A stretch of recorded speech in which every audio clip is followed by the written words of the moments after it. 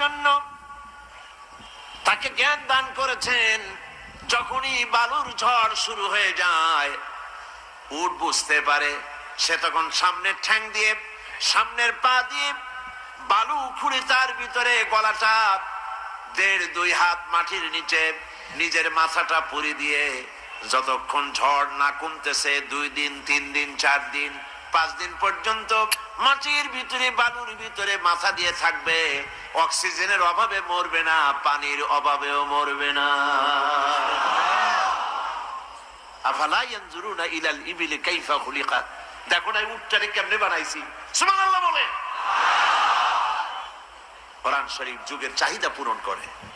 প্রত্যেক যুগে আজ গ্যালাক্সি, মিল্কি ওয়ে, নবমণ্ডল, ভূমণ্ডল, সৌরজগৎ, মহাসাগরের অতল তলদেশে, জঙ্গলে কোথায় কি আছে না আছে, কি দিয়ে কি উপকার হয়, কেন সৃষ্টি করা হয়েছে, এগুলি কোরআন শরীফ থেকে নব নব আবিষ্কার করে কোরআন শরীফ আরো মানুষের কাছে বোঝা সহজ হয়ে যাচ্ছে।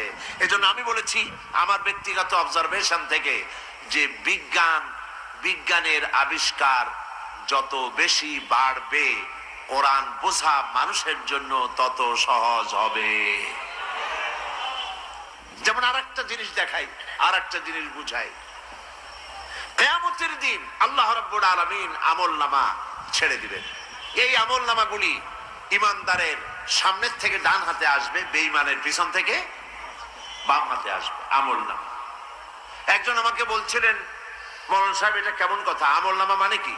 আমি বললাম, সারা জীবন সে যা করেছে বলেছে এগুলি জীবনের সমস্ত কাজ আর কথা যদি লিপিবদ্ধ করা হয় তাহলে তো বিশাল আকারের গ্রন্থ হবে। দুনিয়া একটা মানুষের জীবনী লেখে, খালি জন্মগ্রহণ করছে, লেখাপড়া করছে, রাজনীতি করছে, তারপরে জেলে গেছে, মার খাইছে, পুলিশের পিটান খাইছে, এরপরে আবার ক্ষমতায় গেছে, আবার রাস্তায় নামছে, আবার পিটান খাইছে, আবার মরে গেছে। এই জীবনী লিখতে এত বড় একটা বই। এখন এই মানুষটা কত কথা বলছে, কি খাইছে, কোথায় কি করছে, এসব কিছু যদি লিপিবদ্ধ হয় বিশাল বিশাল ভলিউম হবে। এই আমলনামা হাতে নেবে কেমনে? এগুলি তো ফেরেশতা যখন তার হাতে দেবে, লোকটা তো আমলনামা নিয়ে চিতই পড়ে যাবে। বললাম এই জিনিসটা আপনার জন্য বোঝা কঠিন, কিন্তু বিজ্ঞান জিনিসটা বোঝা সহজ করে দিয়েছে। আল্লাহর এই কথাগুলি বোঝা সহজ করে দিয়েছে। কিরকম? বললাম যান ব্যাংকে যান, ব্যাংকে দেখবেন লক্ষ লক্ষ কোটি কোটি মানুষের হাজার হাজার বিলিয়ন বিলিয়ন টাকা, ডলার, ইয়েনের ব্যাংকে অ্যাকাউন্ট আছে, লেনদেন আছে, ট্রানজাকশন আছে। আগে তো কম্পিউটার আবিষ্কার হওয়ার আগে এগুলি সব লেজার বুকে লেখা থাকতো, বিশাল বিশাল বই, গরুর গাড়ি দিয়ে টানা লাগবে এত বড় বড় বই। এবং আপনি যদি বলেন যে আমার ব্যালেন্স কত, তা বলতে ম্যানেজার সাহেবের ঘাম ছুটে যেত। কিন্তু এখন কি সব লাগে? লাগে না। আপনি শুধু যাই বলবেন ইসলামী ব্যাংকের ম্যানেজার সাহেবকে যে আমার অ্যাকাউন্ট নাম্বার এত, আমার নাম এই, মেহেরবানি করে বলুন ব্যালেন্স কত। ওনার রুমেই কম্পিউটার আছে, বাটন টিপবেন, সঙ্গে সঙ্গে আপনার কত টাকা জমা দিছিলেন, কবে দিছিলেন, ব্যালেন্স কত, ক্রেডিট কত, ডেবিট কত, ট্রানজাকশন কবে কি করছেন না করছেন, 14 গোষ্ঠী সব প্রিন্ট আউট হয়ে বেরিয়ে আসবে। ঠিক কিনা? এই হিসাব শুধু আপনার একার না, লক্ষ লক্ষ কোটি কোটি মানুষের সারা পৃথিবীর হিসাব। কম্পিউটারের ভিতরে মাইক্রোচিপস নামক ছোট্ট এতটুকু একটু যন্ত্র আছে যা 3 আঙ্গুল দিয়ে ধরা যায়। এত ছোট্ট মাইক্রোচিপসের ভেতরে যদি কোটি কোটি মানুষের সহস্র সহস্র কোটি টাকার হিসাব যদি রাখা যায়, তাহলে একটা মানুষের জীবনে যা করছে আর যা বলছে আল্লাহ ছোট্ট আমলনামা করে হাতের মুঠায় ধরিয়ে দিতে পারবেন না। বিজ্ঞানের আবিষ্কার যত বাড়বে, কোরআন বোঝা মানুষের কাছে তত সহজ হয়ে যাবে। সুবহানাল্লাহ, সুবহানাল্লাহ। ইয়াসিন ওয়াল কুরআনিল হাকীম, এই হচ্ছে বিজ্ঞানময় কোরআন। কেন নাজিল হলো? আল্লাহ রাব্বুল আলামিন বলেন, আলিফ লাম রা, কিতাবুন আনজালনাহু ইলাইকা লিতুখরিজান নাসা মিনাজ যুলুমাতি ইলান নূর। এই কিতাব নাজিল করেছি এই জন্য মানব মণ্ডলীকে অন্ধকারের ভেতর থেকে বের করে আলোর দিকে নিয়ে আসবেন, এই জন্য নাজিল করেছি। সুবহানাল্লাহ।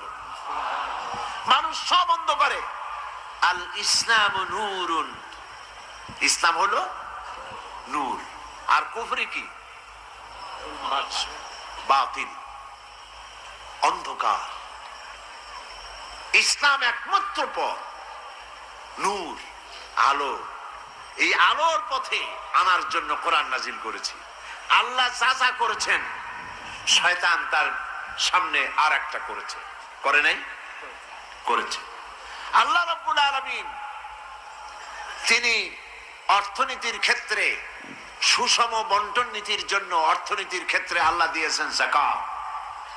শয়তান তৈরি করেছে সুদ। পৃথিবীর মানুষের কল্যাণের জন্য আল্লাহ দিয়েছেন ইসলাম। শয়তান তৈরি করেছে ধর্ম নিরপেক্ষ মতবাদ। ঠিক কিনা বলে? ঠিক সম্পূর্ণ উল্টা উল্টা আর একটা। এরকম বহুত বলা যাবে, একটার সামনে আর একটা। আল্লাহ যা করেছেন তার উল্টা আর একটা শয়তান করেছে। এখন এই অন্ধকার থেকে মুক্তি পাওয়ার জন্য আল্লাহ রাব্বুল আলামিন পৃথিবীর বুকে পাঠালেন নবীদেরকে। কাদের পাঠিয়েছেন? নবীদেরকে পাঠিয়েছেন, মডেল নেতা করে পাঠিয়েছেন তাদেরকে। আমরা ভুল বুঝেছি, নেতা বানাইছি আন্দাজে, যারে ইচ্ছা তারে নেতা বানাইয়া তার পিছনে দৌড়ে আইছি। এখন আসুন মূল কথায় ফিরে যাই। আমি চিন্তা করেছি কোন জায়গা দিয়ে আলোচনা করা যায়। তো দেখলাম সময় তো কম, আজ আর কাল, এই দুদিনে অনেকখানি জুড়ে আমি নিজেও হারায় যাব, আপনাদেরকেও হারায় ফেলবো। সেই জন্য ছোট্ট একটি আয়াত বেছে নিয়ে তার মধ্যে আমরা চেষ্টা করব সীমাবদ্ধ থাকতে এবং বুঝবার জন্য চেষ্টা করব। আল্লাহ পাক যেন আমাকে বলার তৌফিক দেন এবং যা বলি তার জন্য আল্লাহ আমাকে আমল করার তৌফিক দেন, আর যা বলি তার জন্য আল্লাহ মানুষকে বোঝার আর আমলের তৌফিক দেন। আল্লাহর কাছে সাহায্য চাই। ওমা তৌফিকি ইল্লা বিল্লাহ। শয়তানের ওয়াসওয়াসা থেকে পানাহ চাই। পড়েন সবাই, আউযু বিল্লাহি মিনাশ শাইতানির রাজীম। বিসমিল্লাহির রাহমানির রাহিম। বিতাড়িত মরদুদ শয়তানের ওয়াসওয়াসা থেকে পানাহ চাই। পরম করুণাময় আল্লাহ রাব্বুল ইজ্জতুল জালাল তার নামে শুরু করছি। আল্লাহ পাক বলছেন, وعلى الله قصد السبيل ومنها جائر ولو شاء لهداكم أجمعين। সূরা আন-নাহল। আল্লাহ পাক বলছেন, وعلى الله قصد السبيل। আর আল্লাহর জন্য হক হচ্ছে এটা যে তিনি মানুষের জন্য সহজ রাস্তা বলে দেবেন। ওয়ামিনহা জায়রুন, যেখানে আছে অসংখ্য বাঁকা পথ। ওয়ালাউ শাআ লাহাদাকুম আজমাইন। আর আল্লাহ যদি ইচ্ছে করতেন তাহলে একযোগে সকলকেই হেদায়েত দিয়ে দিতেন। এ হলো আয়াতে কারিমের শাব্দিক তরজমা। সূরা আন-নাহল প্রথম রুকু।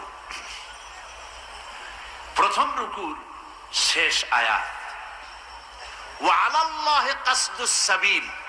সোজা রাস্তা বলে দেওয়ার দায়িত্ব আমি আল্লাহর। সুবহানাল্লাহ বলে। কাদের জন্য এই সোজা রাস্তা? মানুষের জন্য। মানুষের জন্য সোজা রাস্তা বলে দেওয়ার দায়িত্ব আমার। এই মুফাসসিরিনে কেরাম বলেছেন, মুফাসসিরিনে কেরাম তারা লিখেছেন যে এই আয়াত দিয়ে আল্লাহ পাক নবুয়তের দিকে ইঙ্গিত করেছেন। পৃথিবীর মানুষের জন্য সব থেকে বেশি প্রয়োজন কি যদি আমি প্রশ্ন করি, আপনারা কি জবাব দেবেন?